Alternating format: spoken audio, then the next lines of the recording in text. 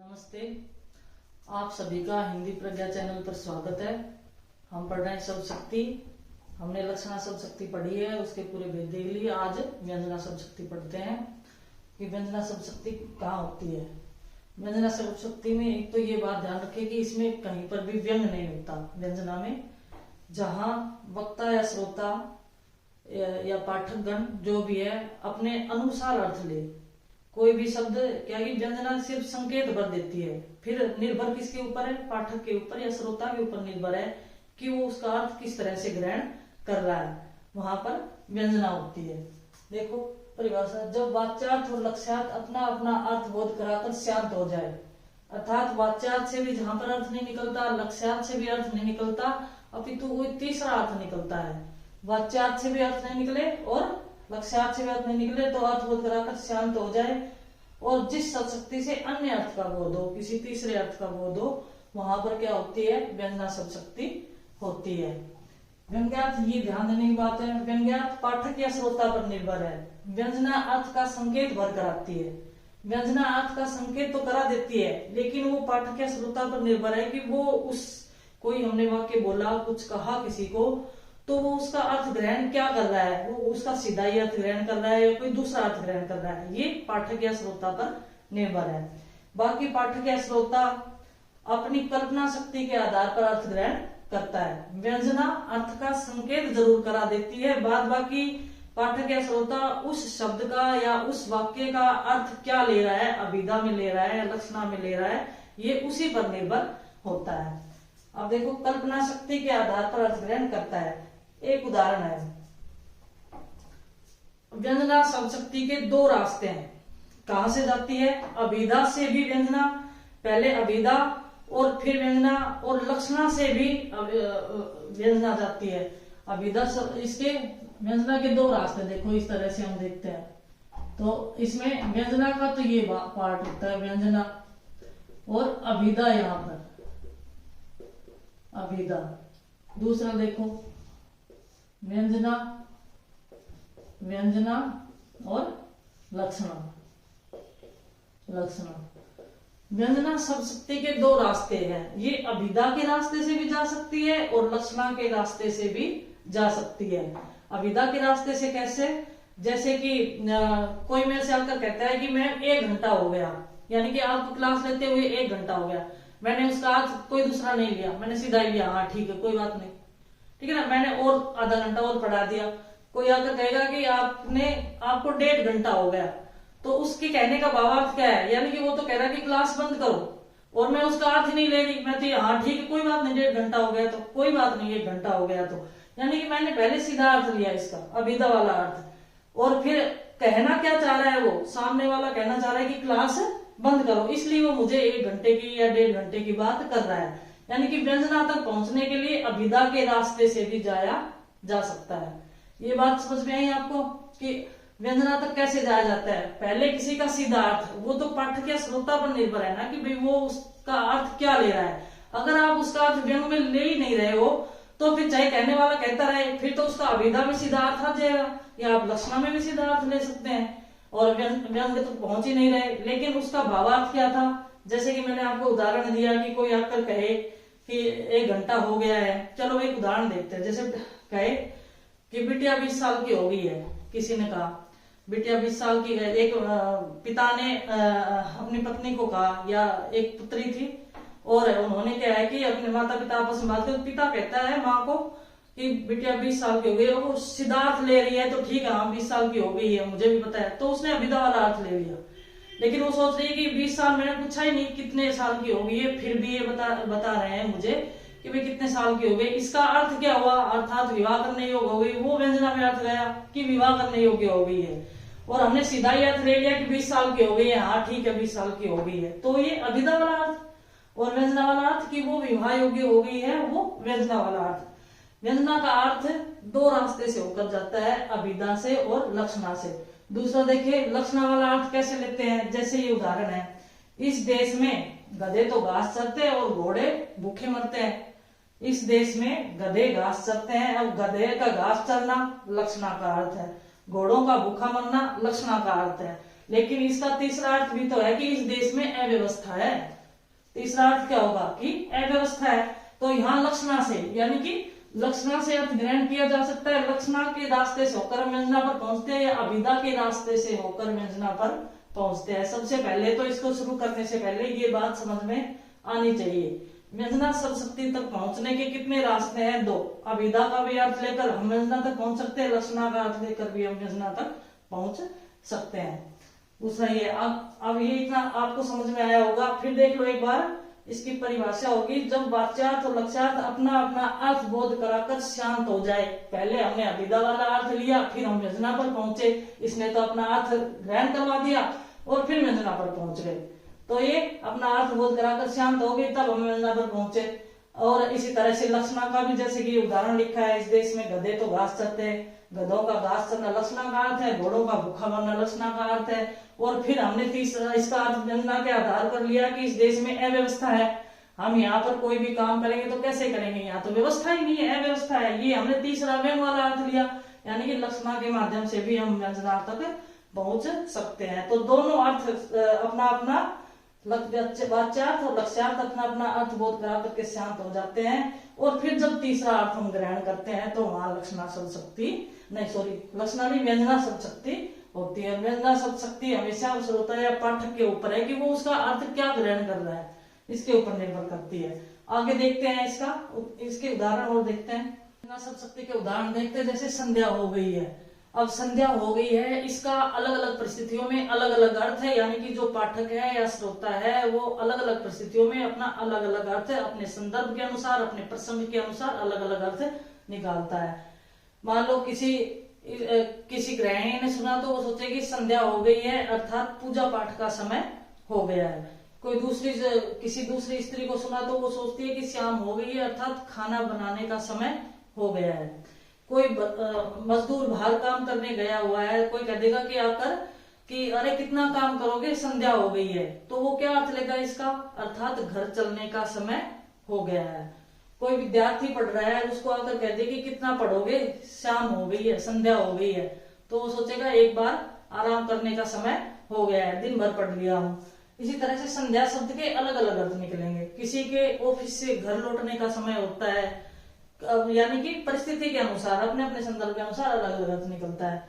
फिर अरे 4 बज गए हैं, 4 बजने का क्या अर्थ हुआ, वो भी व्यक्ति अपने अपनी परिस्थिति के अनुसार, जैसे मान लो स्कूल के बच्चों को सुना तो वो सोचेगी कि छुट्टी का समय हो गया, अरे 4 बज गया था, छुट्टी का समय हो गया। किसी की ऑफिस से 4 बजे छुट्टी होती है तो ऑफिस पे कर्मचारी आपस में बात करे कि अरे 4 बज गए, अर्थात छुट्टी का समय हो गया है। किसी गृहिणी ने सुना तो अच्छा दूध धोने का समय हो गया, अरे 4 बज गए, दूध धोने का समय हो गया है। इस तरह से जहां पर व्यक्ति अपने अपने संदर्भ के अनुसार अलग अलग अर्थ निकालते हैं, वहां पर व्यंजना शब्द शक्ति होती है।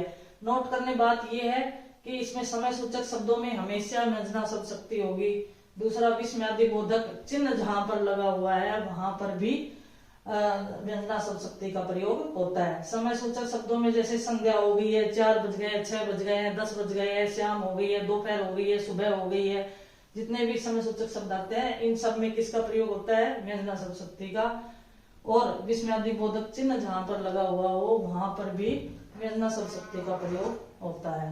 अब आगे देखते हैं इसके भेद। व्यंजना शब्द शक्ति के 2 भेद होते हैं, शाब्दी व्यंजना और आर्थी व्यंजना। कौन कौन सी है, शाब्दी और आर्थी व्यंजना। अब शाब्दी व्यंजना किसे कहते हैं, शाब्दी व्यंजना एक तो श्लेष अलंकार में और श्लेष वक्रोक्ति में, ये ध्यान रखें। शाब्दी व्यंजना कहां पर होती है, श्लेष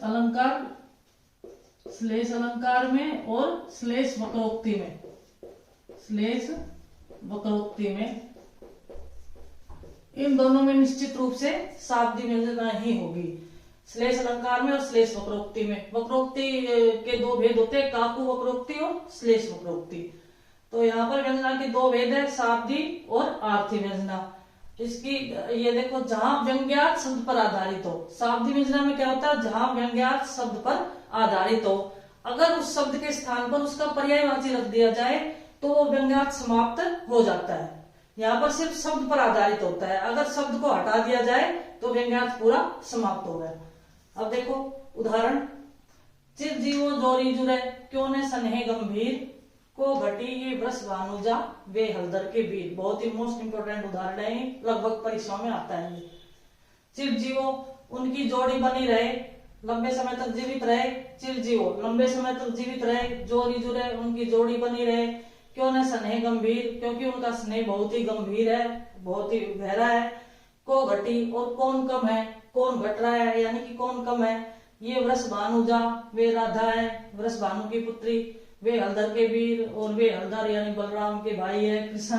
कृष्ण के बारे में, लेकिन यहाँ वृष भानुजा और हलधर में दूसरा अर्थ भी निकल रहा है।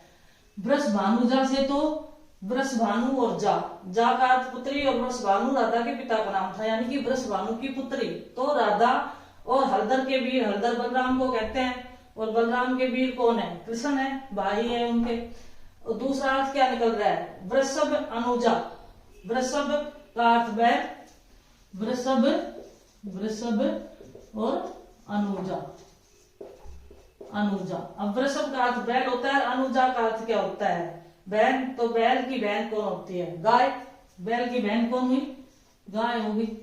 और ये हलधर, हल को धारण करने वाला, हल को धारण करने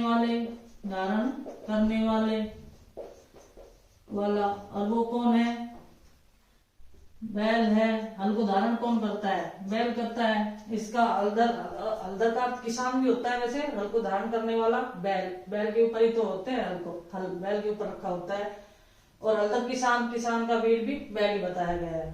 तो यहाँ पर अगर अब इन शब्दों को हटा दिया जाए, यहाँ पर वृष भानुजा की जगह अगर हमने राधा लिख दिया और हलधर की जगह कृष्ण अगर हम कर दें, तो पूरी व्यंजना समाप्त हो जाती है यहाँ पर, क्योंकि यहाँ पर शब्दों के अर्थ निकल रहे हैं, यहाँ अर्थ चिपके हुए हैं। श्लेष अलंकार है, ये श्लेष अलंकार का उदाहरण भी, अगर अलंकार में भी आए तो ये श्लेष का उदाहरण है। और अर्थ इससे चिपके हुए हैं, यानी कि एक से अधिक अर्थ निकल रहे हैं। और जिन शब्दों का एक से अधिक अर्थ निकलता है वहां श्लेष अलंकार होता है, वहीं पर शाब्दिक व्यंजना शक्ति होगी। ये बहुत ही इंपोर्टेंट उदाहरण है। आगे देखते हैं उदाहरण इसका। अगला उदाहरण देखते हैं शाब्दिक व्यंजना का। रही मन पानी राखिए, बिन पानी सब सोन, पानी गए न उबरे मोती मानुष चोन। रहीमदास जी ने कहा है कि पानी रखना चाहिए, बिना पानी के सब सोना होता है। पानी गए न उबरे मोती मानुष चोन। अब पानी, यहाँ पर पानी में श्लेष है, यानी कि पानी शब्द के एक से अधिक अर्थ निकल रहे हैं। अब पानी शब्द में मोती के संदर्भ में क्या पानी का अर्थ होता है, चमक। मोती के संदर्भ में क्या अर्थ होगा इसका, चमक होगा। और मनुष्य के संदर्भ में पानी का अर्थ क्या है, इज्जत। उसका तो पानी भर गया है, उसकी तो इज्जत ही नहीं है।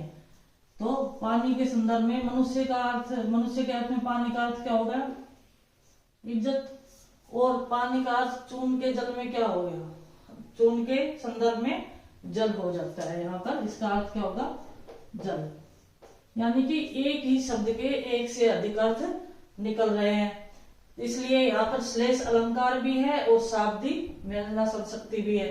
और अगर यहाँ पर पानी की जगह अगर जल ही रख दिया जाए, जल शब्द ही रख दिया जाए, तो ये पूरी व्यंजना समाप्त हो जाएगी। यहाँ तो पानी शब्द के तो अर्थ निकल रहे हैं, लेकिन जल का अर्थ इज्जत नहीं होता। पानी का अर्थ तो इज्जत होता है, जल का अर्थ इज्जत नहीं होता। जल का अर्थ चमक नहीं होता, पानी का अर्थ चमक है। यहाँ इस शब्द पर आधारित है, पानी शब्द पर आधारित है, इसलिए यहाँ पर शाब्दिक व्यंजना है। शाब्दिक व्यंजना के यानी कि श्लेष के जितने सारे अलंकार है वो सब शाब्दिक व्यंजना के अंतर्गत ही आएंगे। एक और मोस्ट इंपोर्टेंट उदाहरण, ये भी बहुत आता है, मोस्ट इंपोर्टेंट है ये भी।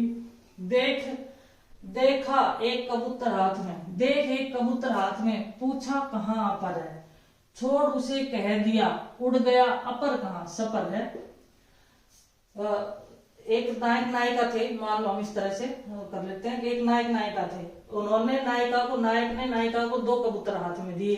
थोड़ी सी देर बाद जब वापस आया तो उसके हाथ में एक कबूतर देखा। एक कबूतर को देख करके नायक ने पूछा कि देख एक कबूतर हाथ में, उसके हाथ में एक कबूतर देखा और पूछा अपर कहाँ है। अपर यानी कि दूसरा।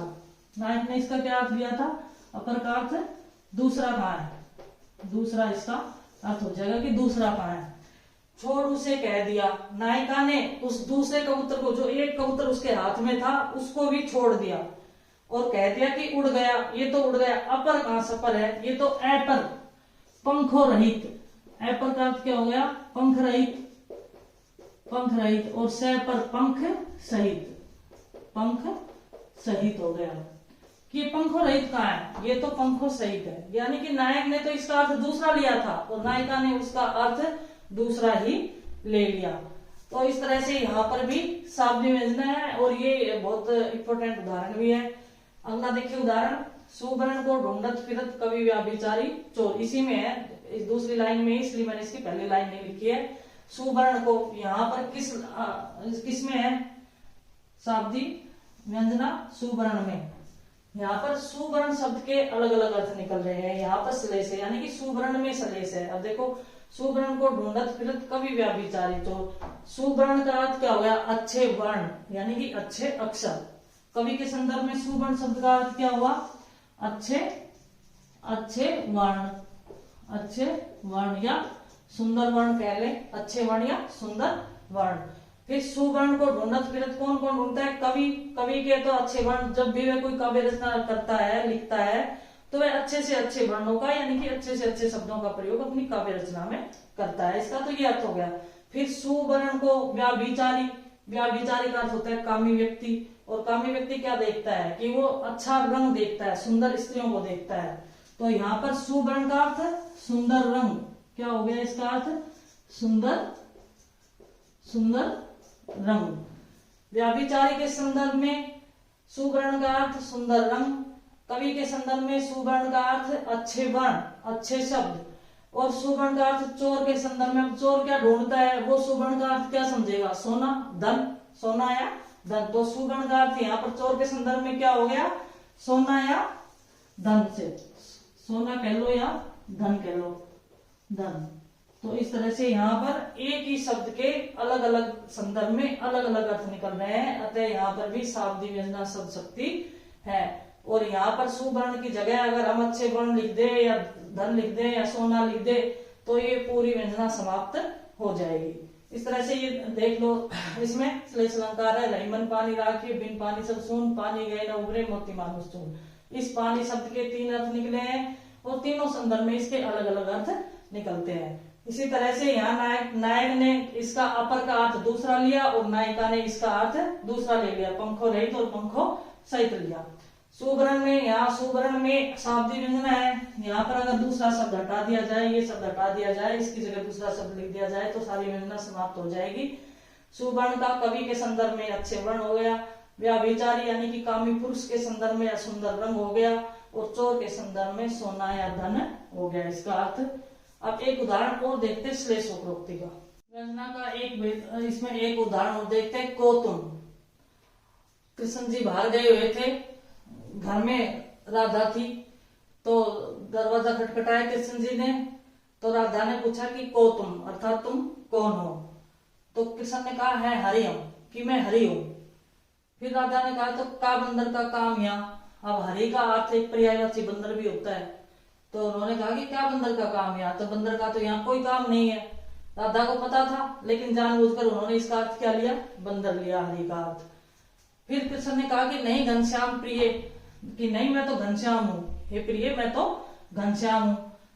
तो राधा ने कहा कि तो बरसों कित जाए, तो कहीं जाकर बरस जाओ। घनश्याम का क्या अर्थ लिया, घन का अर्थ बादल और श्याम का अर्थ काले, यानी कि काले बादल। अगर तुम काले बादल हो तो यहाँ क्या करने आए हो, कहीं जाकर बरस जाओ। नहीं मनमोहन प्रिय, फिर कृष्ण ने कहा कि नहीं मैं तो प्रिय, मैं तो मनमोहन हूँ। कृष्ण ने क्या कहा राधा को कि नहीं मैं तो मनमोहन हूँ। मनमोहन का क्या अर्थ होता है, मन को मोहने वाला। तो राधा ने कहा तो काहे पलोटत पाए, अगर तुम मन को ही मोहने वाले हो तो तुम जाकर किसी का भी मन मोह लो, तुम मेरे पैरों में ही क्यों पड़ रहे हो।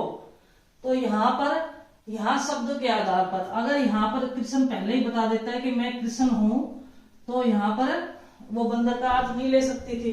घनश्याम की जगह भी अगर अपना नाम बता देते कृष्ण, तो वहां पर यहाँ पर क्या होता है कि काले बादल थोड़ी ना बरसने की बात थोड़ी ना करती, पता चल जाता।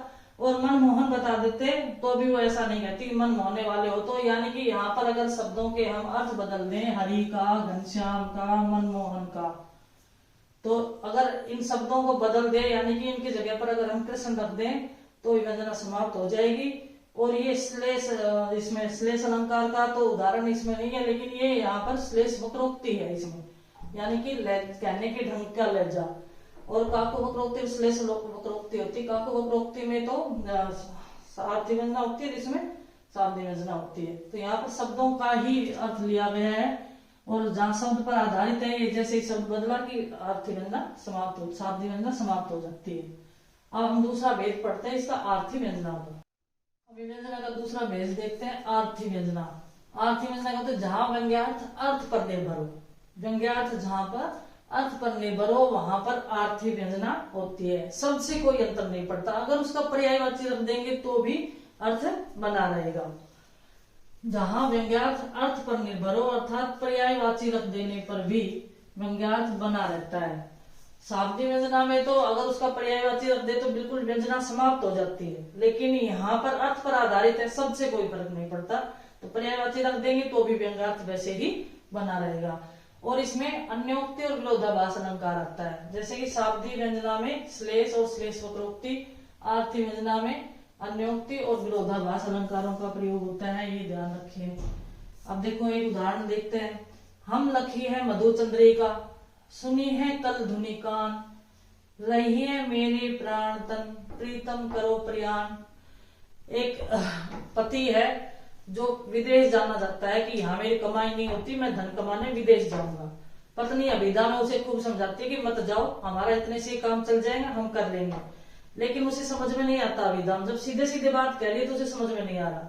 फिर वो व्यंजना में बात करती है, हम लखिए मधुचंद्रिका, वो कह रही है कि आप चले जाओ, हम लखिए मधुचंद्रिका, अगर आप मुझे दिखाई नहीं देंगे तो मैं चंद्रमा की चांदनी देख लूंगी। हम लखिए, लखिए का देखना, मधुचंद्रिका, चंद्रिका की जो चांदनी होती है उसे देख लूंगी।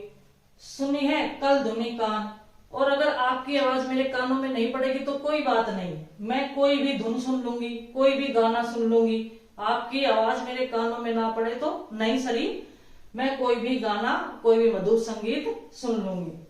रहिए मेरे प्राण तन, और मेरे तन में यानी कि मेरे शरीर में मेरे प्राण भी रहेंगे, मेरी सांस आती जाती रहेगी, मैं मरूंगी नहीं, आप चले जाइए, मैं मरूंगी नहीं, मेरे तन में सांस भी आती जाती रहेगी। प्रीतम करो प्रयाण, है प्रीतम आप तो प्रयाण करो, यानी कि आप तो प्रस्थान करो। ये बात व्यंजना में कही बड़े व्यंग्यात्मक ढंग से। हम लखिए मधुचंद्रिका, अगर आप मुझे नहीं दिखाई देंगे तो मैं चांद की मधुर चांदनी को देख लूंगी, अगर आपकी आवाज मेरे कानों में नहीं पड़ेगी तो मैं कोई मधुर संगीत सुन लूंगी, और आपके नहीं रहने से मेरे प्राण नहीं निकलेंगे, मेरे तन में प्राण चलते रहेंगे, सांसें आती जाती रहेगी। हे प्रीतम आप तो प्रस्थान करो, आप जाओ। ये व्यंजना की ताकत है। तो यहाँ पर व्यंजना सब शक्ति हुई। तो इसके अलावा देखो और उदाहरण देखते हैं। यहाँ तो नायिका ने क्या है कि पत्नी ने अपने पति को व्यंग्यार्थ में समझाया, उसे सीधे से बात समझ में नहीं आती ना विदा से, तो कोई बात व्यंग्यात्मक रूप से भी समझानी पड़ती। वैसे यहाँ कोई व्यंग नहीं है। अगला देखते हैं, आगे उदाहरण देखते हैं। इसका दूसरा उदाहरण देखते हैं आर्थी व्यंजना का। चलती चक्की देख कर दिया कबीरा रोय, दुई पाटन के बीच में साबुत बचाने को। चलती चक्की देखकर कबीरदास जी कहते हैं कि चलती चक्की को देखकर कबीरदास जी रोने लगे। चक्की के दुई पाटन के बीच में, चक्की के दो पार्ट के बीच में कोई भी साबुत नहीं बचा। ये इसका साधारण अर्थ है, लेकिन ये अर्थ इसका नहीं है।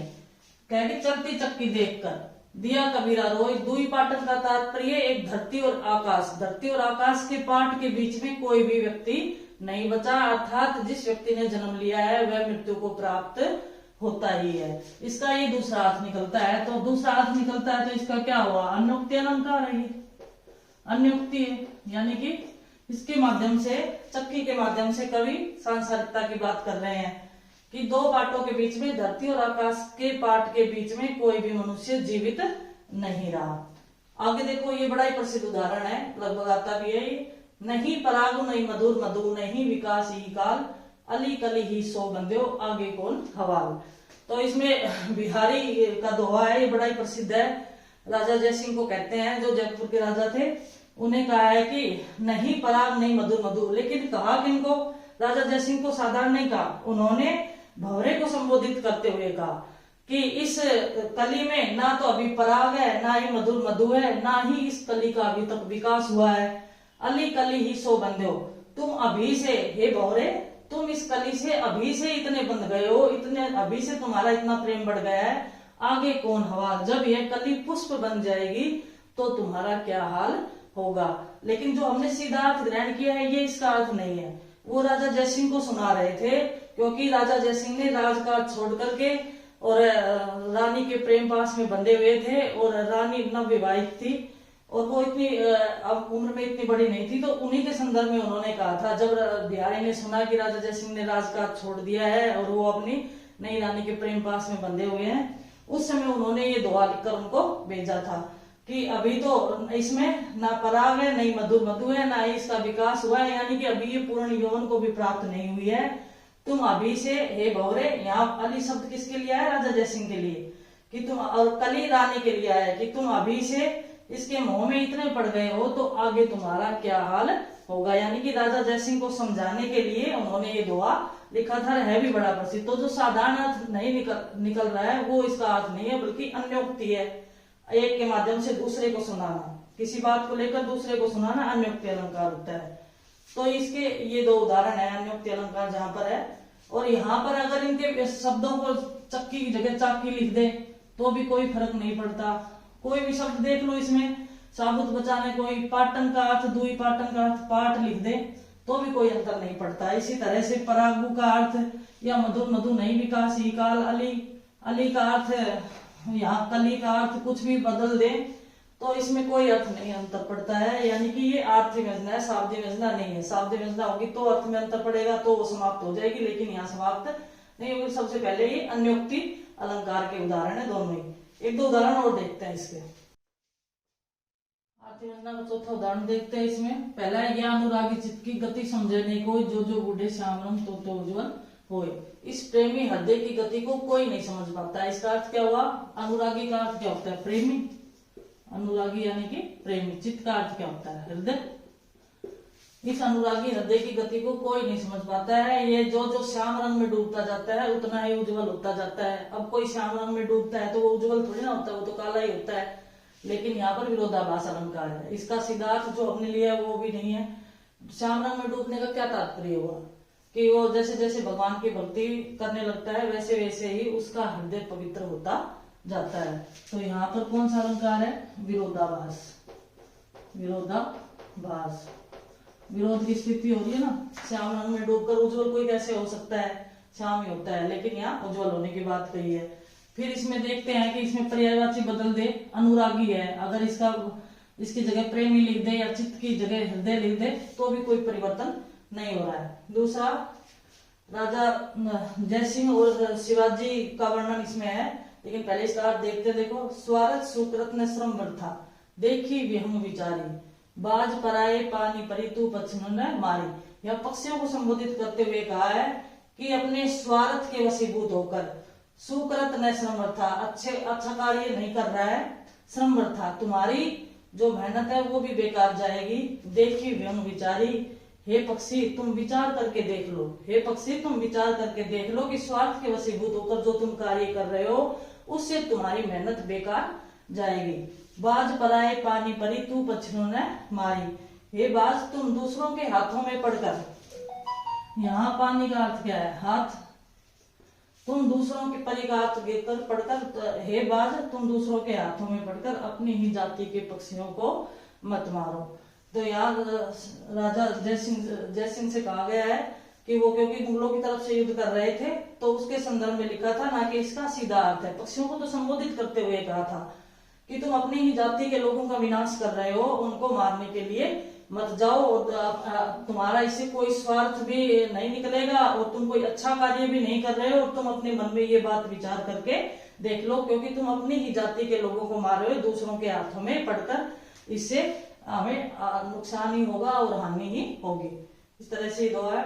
तो अब ये अन्योक्ति का उदाहरण है, ये विरोधाभास का था, और ये क्या है? अन्योक्ति ही है। तो हमने व्यंजन शब्दशक्ति के भेद देख लिए हैं, दो भेद थे, और ज्यादा और डीपली इसमें नहीं आएंगे। आपकी परीक्षा में इतना ही आ जाएगा, ये आपको समझ में आ गया होगा। अगर आपको और ज्यादा पढ़ना हो, इसके भेद उपभेद भी पढ़ने हैं, तो फिर आप मुझे बता सकते हैं, मैं आगे भी करवा दूंगी। धन्यवाद।